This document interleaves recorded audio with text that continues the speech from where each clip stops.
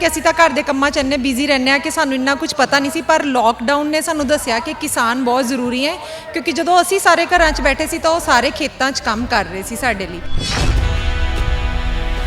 ਤੁਸੀਂ खेती ਕਰਦੇ ਹੋ ਜਾਂ ਕੋਈ ਹੋਰ ਕੰਮ? नहीं असी खेती नहीं करते, लेकिन खेती संसाधना खेती तो पैदा होने वाला जो अनाज सब्जियां असी डेली बेसिस ते खाने आ तो किसानां दी देन है सानू, ते किसान साडे देश दा नहीं पूरी दुनिया दा ही अन्नदाता है।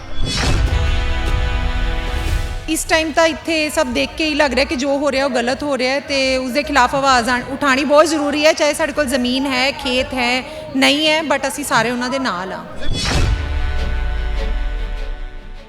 ਦਿੱਲੀ ਧਰਨੇ ਦੇ ਵਿੱਚ ਬਹੁਤ ਸਾਰੇ ਰੰਗ ਦੇਖਣ ਨੂੰ ਮਿਲ ਰਹੇ ਆ, ਜਿੱਥੇ ਜ਼ਮੀਨਾਂ ਵਾਲੇ ਜ਼ਮੀਨਾਂ ਦੀ ਲੜਾਈ ਲੜ ਰਹੇ ਆ ਤੇ ਜਿਹੜੇ ਬੇਜ਼ਮੀਨੇ ਆ ਜਾਂ ਕੋਈ ਹੋਰ ਕੰਮ ਕਰਦੇ ਆ ਉਹ ਜ਼ਮੀਰਾਂ ਦੀ ਲੜਾਈ ਲੜ ਰਹੇ ਆ, ਪੰਜਾਬ ਦੀ ਲੜਾਈ ਲੜ ਰਹੇ ਆ। ਮੇਰੇ ਨਾਲ ਇੱਕ ਪਰਿਵਾਰ ਆਗਾ ਜਿਹਦੇ ਵਿੱਚ ਬੱਚੇ ਆਏ ਆ ਤੇ ਪਰਿਵਾਰ ਦੇ ਵੱਡੇ ਮੈਂਬਰ ਆਏ ਆ, ਉਹ ਸਾਰੇ ਸ਼ਾਮਲ ਹੋਏ ਆ। ਆਪਾਂ ਸਾਰਿਆਂ ਨਾਲ ਗੱਲਬਾਤ ਕਰਦੇ ਆ, ਸਮਝਣ ਦੀ ਕੋਸ਼ਿਸ਼ ਕਰਦੇ ਆ ਵੀ ਇਹ ਕਿੱਥੋਂ ਆਏ ਆ ਤੇ ਕਿਉਂ ਆਏ ਆ।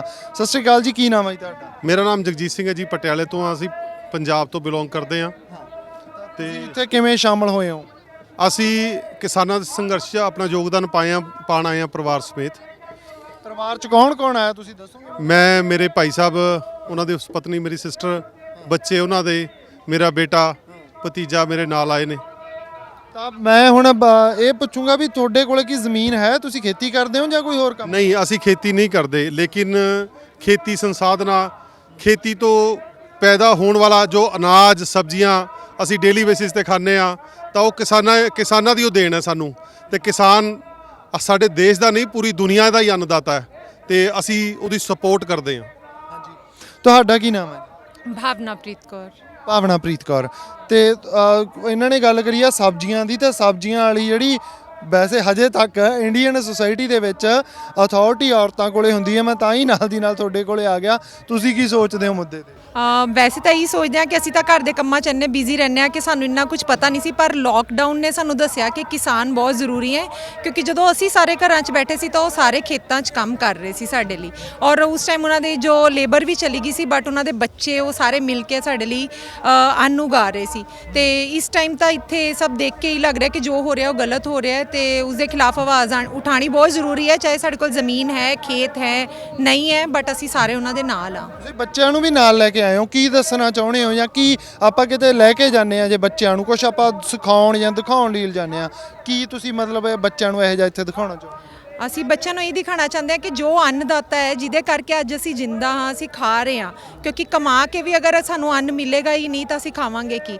ਤਾਂ ਉਹ ਦੇਖਣ ਕਿ ਆਪਾਂ ਨੇ ਕਿਵੇਂ ਸਾਥ ਦੇਣਾ ਹੈ ਆਪਣੇ ਭਰਾਵਾਂ ਦਾ, ਤੇ ਸਾਰੇ ਸਾਡੇ ਇੱਥੇ ਭਰਾ ਹੀ ਹੈ, ਚਾਹੇ ਸਾਡੀ ਜ਼ਮੀਨ ਹੈ ਜਾਂ ਨਹੀਂ, ਤੇ ਅਸੀਂ ਉਹਨਾਂ ਦੇ ਨਾਲ ਖੜੇ ਹਾਂ, ਤੇ ਸਾਡੇ ਬੱਚੇ ਵੀ ਇਹ ਸਭ ਸਿੱਖਣ ਕਿ ਕਿਸ ਤਰ੍ਹਾਂ ਆਪਣੇ ਹੱਕਾਂ ਦੀ ਲੜਾਈ ਲੜਨੀ ਹੈ, ਤੇ ਜਿਹੜੀ ਚੀਜ਼ ਜਾਇਜ਼ ਹੈ ਉਸ ਦੇ ਲਈ ਹਮੇਸ਼ਾ ਖੜੇ ਹੋਣਾ ਹੈ।